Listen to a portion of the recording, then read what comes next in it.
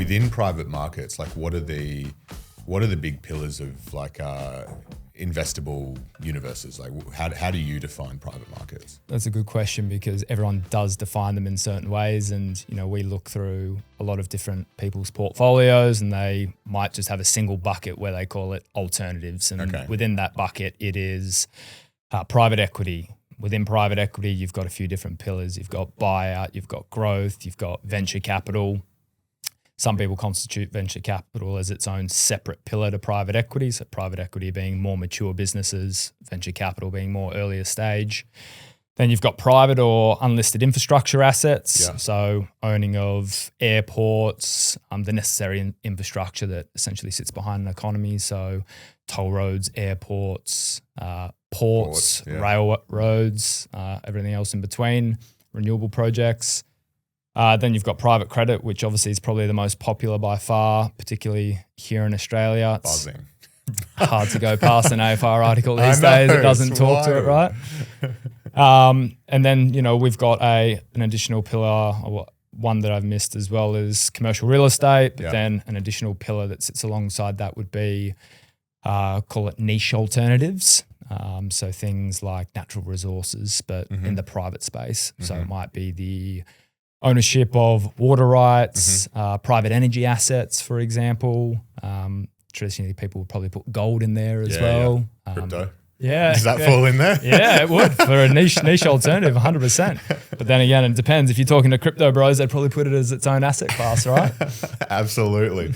The growth aspects of private market are well covered. Like PE, we know, has historically outperformed listed equities, and and there are other asset classes in there where crypto as well has performed pretty well.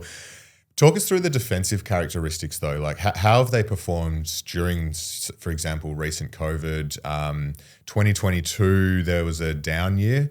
I think that was when we saw some of the big private, Canva was written down pretty heavily and the like. So talk us through the defensive characteristics and I guess the performance that has come from that. Well, I think one of the biggest characteristics is that these assets aren't daily traded. So unlike your listed equities and your fixed interest that operate on an exchange during periods of stress, people tend to, run for the exit, which means that nowadays, people from their phone can literally click sell. And if enough people are selling, then, in a period of time, it certainly moves the market and it can move the market quickly. That's certainly what we saw during COVID. That's certainly what we saw during 2022.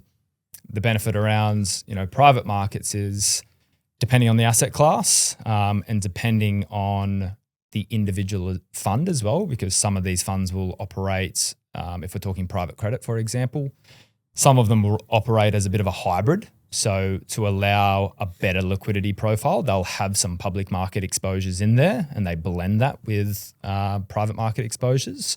So it might be 50% public, 50% private. Like I said, gives them better liquidity, but that also means that their portfolios will trade differently compared to a manager that's purely private only because of that listed component.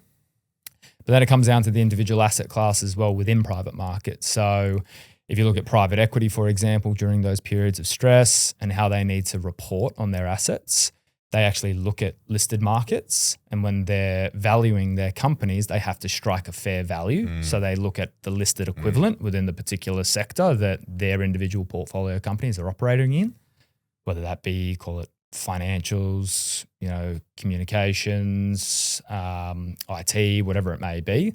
They look at the listed equivalent. So when, if we're looking at, say, 2020, when listed equity markets sold off, call it 20, 30%, private equity was down about 10 to 15% over that period of time. Right. Ended the year positively, just like listed markets. A lot of people tend to forget that during COVID. True. People go, wow, it sold off 20 to 30%. But calendar year 2020, the market was actually up. Exactly the same for private equity, despite that down period.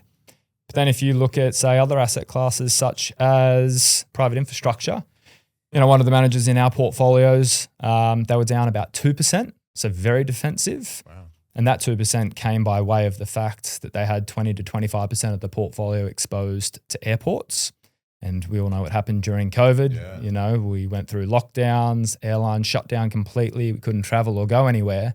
So if you were with a manager that, say, had 50% or 60% of their portfolio in airports, then they would have felt the pinch a bit more than, say, someone that was operating a more diversified portfolio.